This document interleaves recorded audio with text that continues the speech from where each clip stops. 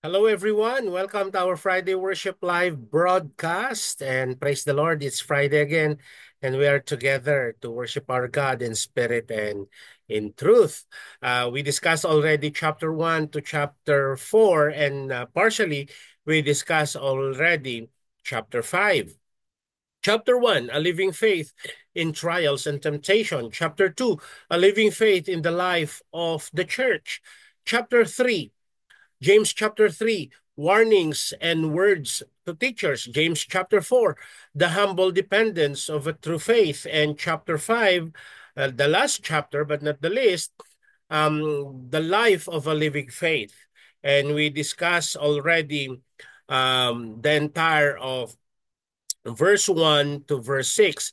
That is the main topic. Letter A rebuke of the ungodly rich. And now we will discussing letter B, verses 7 to 12, but we'll be discussing only two verses for today. And the title of the main topic is a call for patient endurance in the light of the coming judgment. A call for patient endurance in the light of the coming judgment. Let us now read from James chapter 5, verses 7 to 12. 7. Be patient then, brothers and sisters, until the Lord's coming. See how the farmer waits for the land to yield its valuable crop, patiently waiting for the autumn and spring rains. Verse 8, you too, be patient and stand firm because the Lord's coming is near. Verse 9, don't grumble against one another, brothers and sisters, or you will be judged. The judge is standing at the door. Verse 10, brothers and sisters, as an example of patience in the face of suffering, take the prophet who spoke in the name of the Lord. Verse 11, as you know, you count as blessed those who have persevered. You have heard of Job's perseverance and have seen what the Lord finally brought about. The Lord is full of compassion and mercy. The last verse, but not the least, verse 12, above all, my brothers and sisters, do not swear by not by heaven or by earth or by anything else. All you need to say is simple, yes or no. Otherwise, you will be condemned. Let us now come to the Lord in prayer. Gracious Lord, Heavenly Father, thank you for this wonderful day that you have given unto us. Thank you, Lord God, for the wisdom that you are going to brought again to us, Lord God. And thank you for the encouragement, the inspiration from your Holy Spirit, Lord God. And as we listen, allow us, Lord God, to receive your words in full and give us the courageous heart, Lord God, to receive your words, Lord, and the mind ready to take actions from your words. Father, we pray once again, Lord, spill your heart for us and let the truth of your words be known among us. Father, if we find your words heavy, help us, Lord, to be courageous enough to receive your words. Lord God, help us not to resist your words, but to embrace it and let it be done in our lives. Father, forgive us of our many shortcomings, Lord. Forgive us. Cleanse us, Lord, by your blood. In Jesus' name we pray. Amen and amen. So verse 7 and 8 imitate the patience endurance of the farmer. Verse 7 and 8, let us read again. Be patient then, brothers and sisters, until the Lord's coming. See how the farmers waits for the land to yield its valuable crop, patiently waiting for the autumn and spring rains. Verse 8, you to be patient and stand firm, because the Lord's coming is near. So what does it mean? By James chapter 5, verse 7, be patient then, brothers and sisters, until the Lord's coming. See how the farmers waits for the land and to yield its valuable crop, patiently waiting for the autumn and the spring rains. In the prior verses, James condemned the rich unbeliever who are oppressing James' often poverty-stricken Christian leaders. Here, James turns to encourage these suffering believers. He urged them to be patient as they wait for the coming of the Lord. Now it is the same through uh, the same challenge and calling to each one of us. We need to be patient. We don't know when. Look, these are the first century Christians. And until now, they are waiting for the second coming of Christ. If that a second coming of Christ or the coming of the Lord is being preached during the first century and among the first century Christian, we are now in the 21st century. And still, we don't know when Christ will come again because that is the business of God, not ours. Those who wanted to predict, and many predicted of his coming, but they failed. It is because God doesn't reveal his coming again. Deuteronomy 29:29. It says, Deuteronomy 29:29 or 39:39, 29:29. Okay? Secret things belongs to the Lord. Okay? What is revealed to man is to man. What is not revealed to man is of God. And so according to the worldly perspective, the first century Christians, their wealthy oppressors appeared to be winning. Even in our days, my brothers and sisters in Christ, in our days, we can see those ungodly people are the one materially prospering. Okay? The rich were comfortable. According to the standard of the world, they had succeeded in every way that matter. But according to James, the day of the Lord or the day of the slaughter in James chapter 5 verse 5 was coming. Okay? Let us read James chapter 5 verse 5. As the slaughter is coming. You have lived on earth in luxury and self-indulgence. You have fattened yourself on the day of slaughter. So the coming of the Lord is the day of the slaughter among the unbelieving rich people. James had written that these rich people should start crying now in anticipation of the misery headed their way.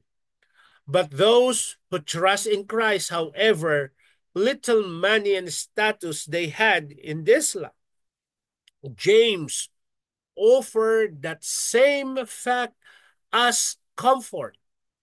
The day of the Lord is coming. Be patient while you wait for the Lord to keep his promise. Brothers and sisters in the House of Praise Community Church, we tend to be impatient in the coming of the Lord. And yes, it is not a sin to get rich. We are encouraged to enjoy the fruit of our labors. Okay? But the thing is, when we get rich, it should be not in expense of others, but rather let us be a blessing, even our small amount of money or wealth that we have. We should know how to share. We should know how to embrace the smallest in our society and be a blessing to them. It is a tantamount to the truth that there are elite churches. What do I mean by elite churches? They are the rich and they only accept their kinds. Rich is for the rich. Actually, during the time of John Wesley, Church of England is only for the elite. That's why he go out and preach and use the tomb of his father and preach to the minors, because minors are poor people during his days and they are not welcome to enter the Church of England to listen and to hear and to experience God. What about us in our days? Now let us proceed. James chapter 5 verse 8. What does this verse mean? Let us read. You too be patient and stand firm because the Lord's coming is near. In this passage, James is urging his oppressed Christian readers to be patient as they wait for the coming of the Lord. The thing is, in waiting, it is required among Christians like you and me to grow steadfastly. to grow in our faith, to bear fruits. The truth of the matter in our time now is Christians are too complacent. We embrace procrastination or delay. The things that we can do now to grow in our faith, we let it not happen, and then we just say later. In Tagalog, saka na. Okay? In Ilocano, madamdaman. What is that in Visayan language and in Aklanon? In Pangasinense. Okay? Yes, we don't know the coming of the Lord, but He will come, certainly. But while waiting, we need to worship God. While waiting, we will serve Him. While waiting, we will grow in our faith. We will encourage one another to build each other up until each one bear its own fruit. So, in the previous verse, James pointed to the example of the farmers. These hardworking people wait through the long growing season for the crop to finally become ready to be harvested. So be like those farmers, James writes. The harvest is close. The coming of the Lord is near. James tells his reader to stand or establish their heart. His instruction to them is not to waver when they're so close to receiving God's promise. Brothers and sisters in the House of Praise Community Church, we are encouraged to wait patiently, the same as the first century Christian as to the reader of James. We cannot control the timing of the Lord, of the day of the Lord, His coming. We cannot. However, James' instruction here makes it clear that we can control how we respond to the waiting. What is our ways in waiting? What shall we do while waiting? So, the reality of God's people, the reality of God's people, or God's promise, the reality of God's promise, His pledge, God's pledge to rescue us and make things right, gives us the ability to stand strong even when our circumstances have not yet changed. That's the truth, my brothers and sisters in the faith. And so, James is telling that we need to be patient because the coming of the Lord is near. Don't rush. Don't do shortcuts. We will miss the way. And then verse 9, James said, don't grumble against one another, brothers and sisters, or you will be judged. The judge, with the capital letter J, is standing at the door. This will be the last verse that we will be discussing for this lesson. In the previous verse, James urged his oppressed Christian readers to remain patient while waiting for the coming of the Lord. It is good to note that He is coming again. James understands the difficulty in these requests. There are times when it appears the oppressor, the rich oppressor, are winning. And injustice will be left unpunished. It seems sometimes as if the suffering would never end. And yet, believers like you and me have the promise that the day of the Lord is coming soon. On that day, everything will be judged and made right. Hindi ho iisa ang araw. Translate that. to Brother Emmanuel. So James writes, these difficult believers must strengthen their hearts. Don't waver, nor James says, remain patient. Say that to the person sitting next to you, my brother. Don't waver now. Remain patiently. In the meantime, conflict between them was evident that they were not being strong in their waiting. James warns his Christian readers not to grumble against each other, not to fight with one another, which shows a lack of trust in God. The fact that the day of the Lord will come soon means the day or the judge is standing at the door. Don't risk his judgment by giving in to the pressure of your suffering and turning on each other. Don't fight. Don't quarrel. To end up, this echoes what James wrote to those same believers about their fighting and quarreling in James chapter 4. The temptation to go back and live according to the world's wisdom grows stronger with our suffering, and the result is always greater conflict between us. If we don't know how to humble ourselves, insisting that we are right and the others are not. But sometimes let us balance what the Bible is telling us. If what they are telling, if what we are telling is grounded by the word of God, by telling you so, will you be our enemy?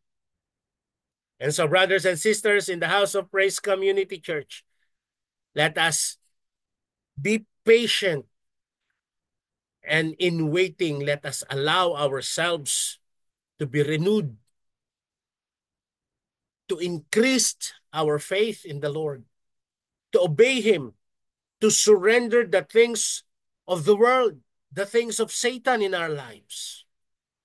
Pornography, sexual immorality, fornication to the singles, sex outside marriage, bigamy to others, division, lavish party and happiness, drunkenness, and all. Brothers and sisters in the House of Praise Community Church, the truth that you are still hearing this, God is so good. Why? Because He wants us to grow. Let us continue next week, brothers and sisters in the House of Praise. Let us come to the Lord in prayer. Lord God, thank you for reminding us that you will be coming again. But the truth is we don't know when. And because we don't know when, allow us, Lord God, to seek your will into our lives and your will be done in our lives. Father, give us the courageous heart to turn away from our wicked ways. And allow us, Lord God, to embrace your truth and cling on unto your truth and let it be done in our lives. Father, thank you for your cleansing power. Thank you for the lives of my brothers and sisters, Lord God. Bless us. Thank you, Lord. We bring back all the praises and glory. In Jesus' name we pray. Amen and amen. Brothers and sisters in the House of Praise Community Church, we'll see each other again next week. And now let us declare, to God be the glory. Amen and amen. Hallelujah.